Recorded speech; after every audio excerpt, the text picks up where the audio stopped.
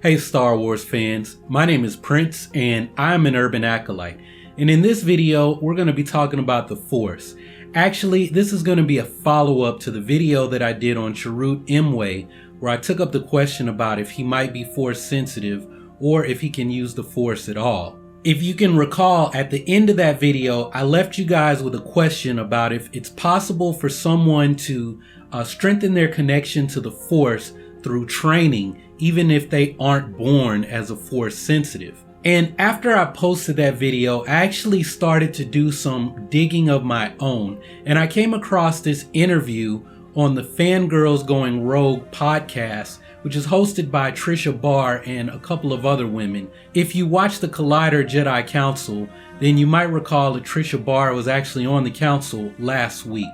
So in their podcast episode that they posted right after Star Wars Celebration weekend, they included an interview with Dave Filoni where he gave us a lot of insight into the Force. Now, Dave is probably one of the most knowledgeable people at Lucasfilm when it comes to the Force, as a result of extended conversations that he had with George Lucas while they were working on the Clone Wars. So what Dave Filoni had to say is that, well, the Jedi and the Sith have a very limited understanding of the Force.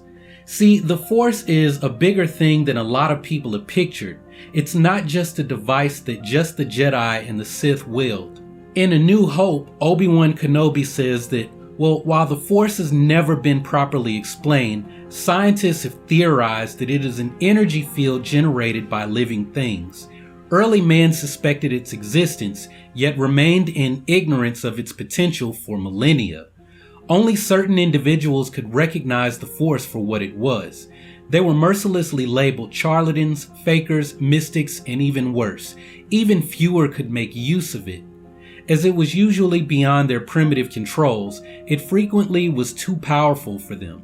They were misunderstood by their fellows, and worse. The Force surrounds each and every one of us. Some men believe it directs our actions, and not the other way around.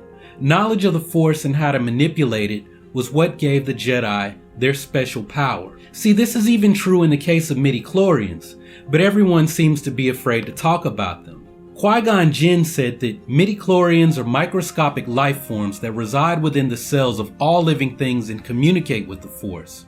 The midi-chlorians live in your cells, and we are symbionts with the midi-chlorians.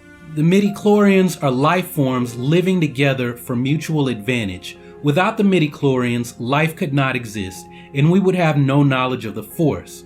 Our midi-chlorians continuously speak to us, telling us the will of the Force. And when you learn to quiet your mind, you will be able to hear the midi-chlorians speaking to you.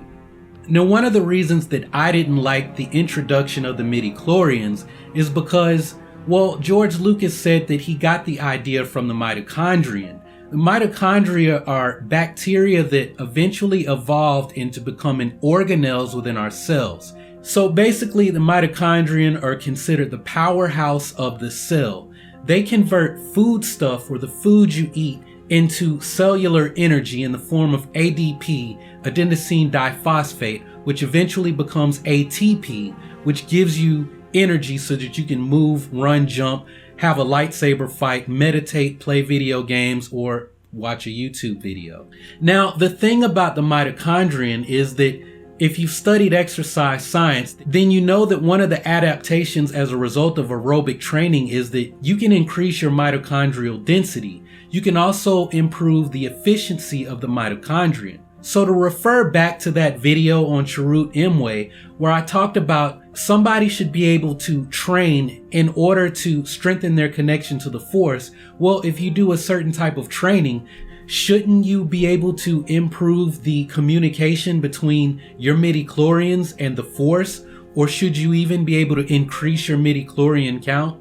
What Dave Filoni had to say in regard to this question is that, well, when he was a kid, he believed that probably everyone had the Force, and they just didn't believe it. Midi-chlorians actually prove that theory out. Everyone has them, they just have them to differing degrees.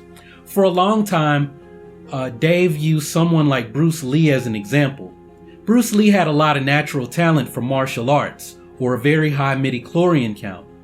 But if I trained at martial arts and I learned martial arts, yes, I can improve my midi-chlorian count.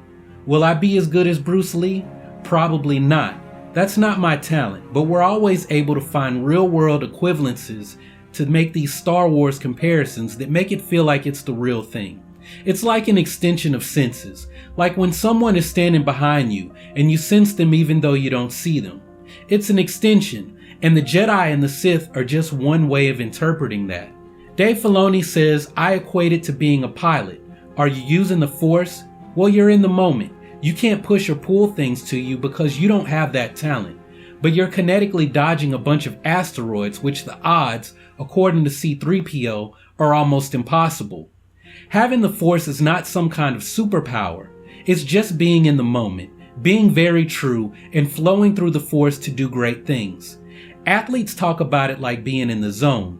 Jedi are in the zone way more often, but they have training and the discipline for it. Without the training, it's dangerous. When do you need training or discipline? If you're gifted, it comes to you easy, like Anakin Skywalker. Anakin was gifted and it came to him easy, and if it comes to you easy, you might not value it as much as someone who has fought hard to win or to earn that skill. And when that happens, you can unfortunately become corrupted. In real life, you often see gifted people become arrogant because they think they're special. They think they're better than everyone else. They begin to have a feeling of power and of control. Like I said at the beginning of this video, the Jedi and the Sith have a very limited idea of the Force. You must understand that not even the Jedi know all there is to be known about the Force. No mortal mind can. We speak of the will of the Force as someone ignorant of gravity might say it is the will of a river to flow to the ocean. It is a metaphor that describes our ignorance. The simple truth, if any truth is ever simple, is that we do not truly know what the will of the Force may be. We can never know. It is so far beyond our limited understanding that we can only surrender to its mystery. So with all that being said, I'd like to hear from you. What do you think about all of this information that I just shared in this video? And does this video help you have a better understanding when it comes to midi-chlorians? So let me know your thoughts down in the comment section down below. And if you haven't subscribed already, go ahead and click on that subscribe button so that you can take your first steps towards becoming an urban acolyte. Right now I'm finishing up my review of the Breaking Ranks episode, so that should be the next video that'll post. I also have a few more character spotlights that I want to do for Star Wars Rogue One. So the next spotlights that I plan to do will be for Saw Gerrera and Jyn Erso. So those videos should be posting soon after that Breaking Ranks episode. And while you wait for those videos to post, if you haven't already seen it, make sure to check out my reaction to the Rogue One International trailer, and you can also check out my reaction to the Rogue One regular trailer that debuted during the Olympics. Well, that's all I've got for now, so thanks for watching. Y'all keep on breathing, and may the Force be with you, always.